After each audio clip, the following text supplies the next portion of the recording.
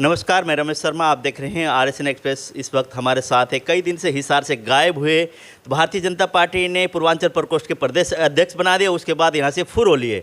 अभी फिलहाल हिसार में हैं सुरजीत कैमरे, इनसे बात करते हैं। आज हिसार में हमें मुलाकात हमने की है और अभी मिले हैं, उनके निवास स्थान पर ही हैं। इनसे जानते हैं कि इतने दिनों से कहाँ कहाँ इनका कार्यक्रम चल रहा था और पूर्वांचल प्रकोष्ठ की जिम्मेदारी देने के बाद हिसार को क्यों छोड़ा इन्होंने।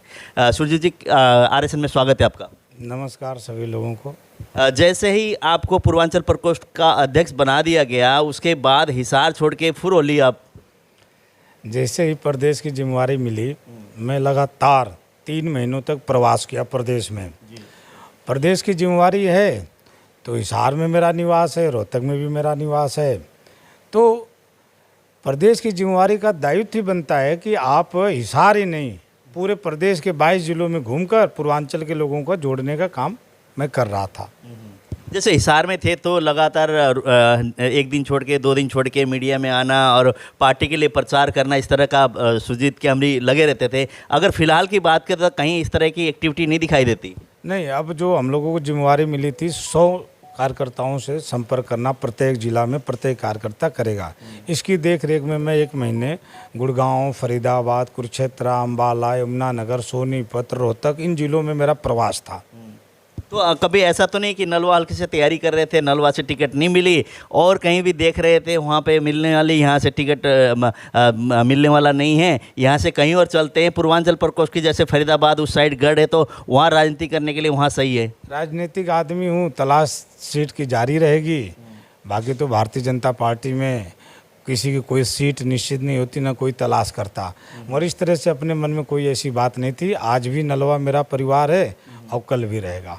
जैसे कमल गुप्ता जी से आपके बड़े निजी संबंध है, जैसे विधायक थे 2 बार, उसके बाद मंत्री का अभी उनको जैसे कि पद दिया गया, कैबिनेट मंत्री हैं। तो डॉक्टर साहब के साथ जो आप रहते थे उस समय की बात और अब में डॉक्टर साहब में कितना फ़र्क आया है? डॉक्टर साहब पहले जैसे ही आज भी हैं और पहले से तो ज़्यादा उनके स्वभाव में परिवर्तन हुआ है। बड़े, जब मैं मिला उनसे करीब 15-20 दिन बाद तो गले लगाए, कार्यकर्ताओं की मीटिंग लिए, हालचाल पूछे, परिवार के बारे में पूछे। पहले मैं जिला अध्यक्ष और जिला महामंत्री के नाते उनके साथ 24 घंटे रहता था। अब प्रदेश की जिम्मेवारी पार्टी ने दी है तो हमारी एक भूमिका होती है कि मैं हिसार में कितना समय दूं और पूरे प्रदेश में कितना समय दूं। इतनी बड़ी जिम्मेवारी का दायित्व भी मेरा है कि मैं उसको सही से निर्वाह कर सकूं और पार्टी की उपलब्धियों को लोगों तक ले जाऊं और पार्टी को मजबूत करूं। जैसे पूर्वांचल प्रकोष्ठ के आप प्रदेश अध्यक्ष हैं, उसी दौरान अभी जैसे प्रदेश कार्यकारिणी की मीटिंग हिसार में हुई, पूरे मंत्रिमंडल यहाँ पहुँचे, केंद्रीय मंत्री तक आए, मुख्यमंत्री यहाँ थे और यहाँ पे निर्णय लिया गया है निकाय चुनाव भारतीय जनता पार्टी अकेली लड़ेगी। तो उसके लेके किस तरह की तैयारी है? क्या आपको भी कोई जिम्मेदारी दी गई है कहीं का?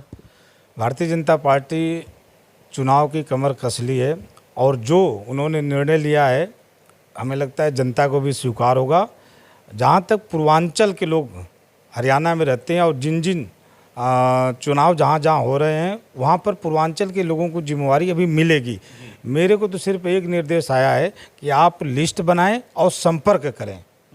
तो लिस्ट बना के संपर्क करना शुरू कर दिया आपने? अभी लिस्ट हम बना रहे हैं, वहाँ पर जाकर मीटिंग लेंगे। जैसे टोहाना में चुनाव है, हांसी में चुनाव है। हम वहाँ पर अपने वोटरों की लिस्ट बना रहे हैं कि किस कॉलोनी में कितने संख्या में पूर्वांचल के लोग हैं। इस तरह की लिस्ट बनाना तैयार हो गई।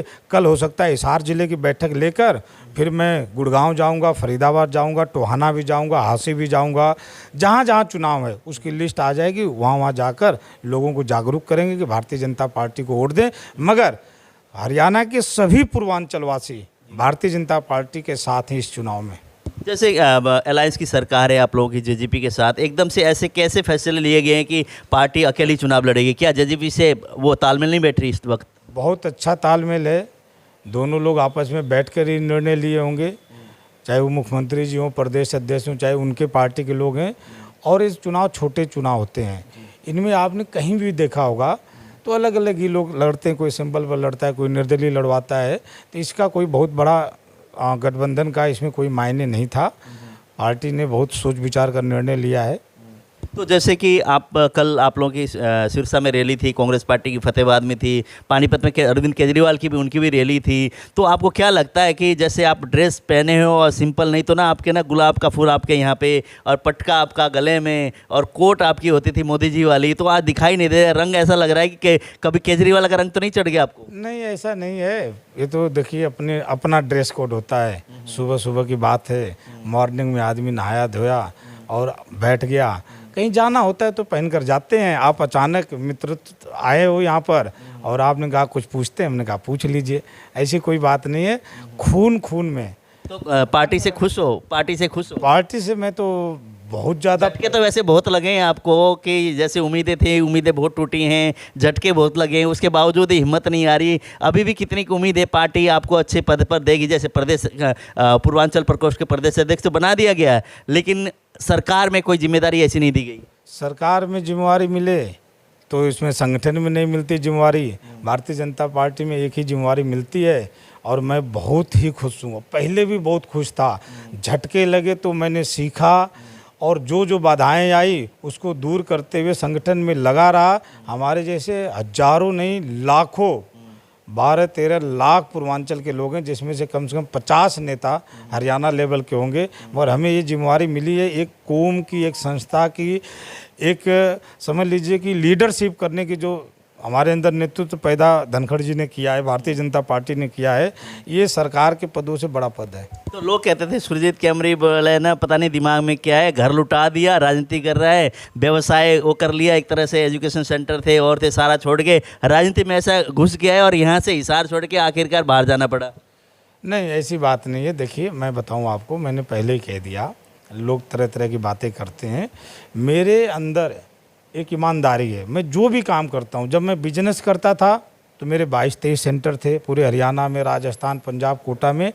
आज मैं राजनीति कर रहा हूँ तो ये सारे सेंटर चल रहे हैं। आप जहाँ पर बैठे, हरियाणा में सेंटर है आपके, ये जहाँ आप बैठे हैं ये भी अपना ही सेंटर है, मगर अब इसको संभाल रहे हैं हमारे स्वामी जी। वहाँ पर रोहतक में मेरा भाई संभाल रहा है, कोटा में भाई संभाल रहा है, कुरुक्षेत्र में जो है वो हमारे मित्र लोग संभाल रहे हैं। मैंने अपने आप को साइड कर लिया कि मैं अब सेवा करूँगा और मैं सेवा कर रहा हूँ। तो एजुकेशन से दूर हटकर राजनीति में जनता की सेवा के लिए समर्पित हो गए? बिल्कुल समर्पित हो गया। एजुकेशन हमारे नाम से ही चल रहा है। सभी लोग जानते हैं सुरजीत कैमरी का ये कोचिंग सेंटर है, MCI हो या कोटा क्लासेस हो या जितने भी ब्रांच हमारी है, सब में हमारा लगाव है। हम सबका साथ देते हैं।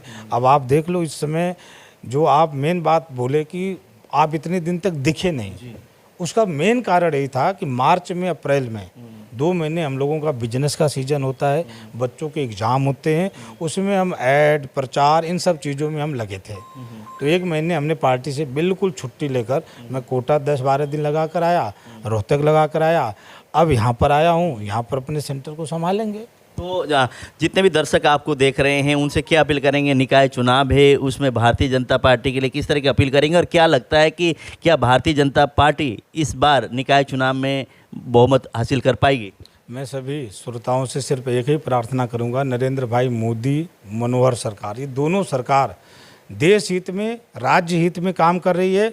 और देश में भारतीय जनता पार्टी, इसके बाद में प्रदेश में भारतीय जनता पार्टी, और अब निकाय के चुनाव में भी जब भारतीय जनता पार्टी बनेगी तो जो कहावत है ऊपर से पैसे चलकर आता है, नीचे तक सही जगह तक वो पहुँचेगा। और मैं सभी से निवेदन करता हूं कि आप लोग भारतीय जनता पार्टी को वोट दें और इस हरियाणा के विकास में अपनी योगदान दें। बहुत बहुत धन्यवाद सुरजीत। नमस्कार जी। जैसे सुरजीत जी कई दिनों से मतलब मैंने कहा कि गायब थे, पता नहीं कहाँ गए थे, लेकिन पूर्वांचल प्रकोष्ठ के एक तरह से प्रदेश अध्यक्ष बनने के बाद अलग अलग इलाकों में इनको जिम्मेदारी दी गई है। उस हिसाब से अलग अलग क्षेत्र में पहुँच रहे हैं, पूर्वांचल प्रकोष्ठ के लोगों को तलाश रहे हैं, उनकी लिस्ट बना रहे हैं। आने वाले समय में चुनाव की तैयारी भी है और लगता है सीट की भी, मतलब एक तरह से कहाँ से चुनाव लड़े उसकी भी ये तलाश में है। अगर पार्टी समझती है कि अगर कहीं सीट मिले और वहाँ से सुरजीत कैमरी को मैदान में उतारा जाए, उस हिसाब से पूरी प्लानिंग के साथ चल रहे हैं। हिसार में भी प्लानिंग की थी लेकिन कर नहीं पाए, कोई ना कोई चूक थी। कुछ हिसार की जनता, कुछ यहाँ से जो पुराने नेता है उनकी वजह से इनको सीट यहाँ पे टिकट नहीं मिली, लेकिन आगे इस तरह की तलाश है इनको।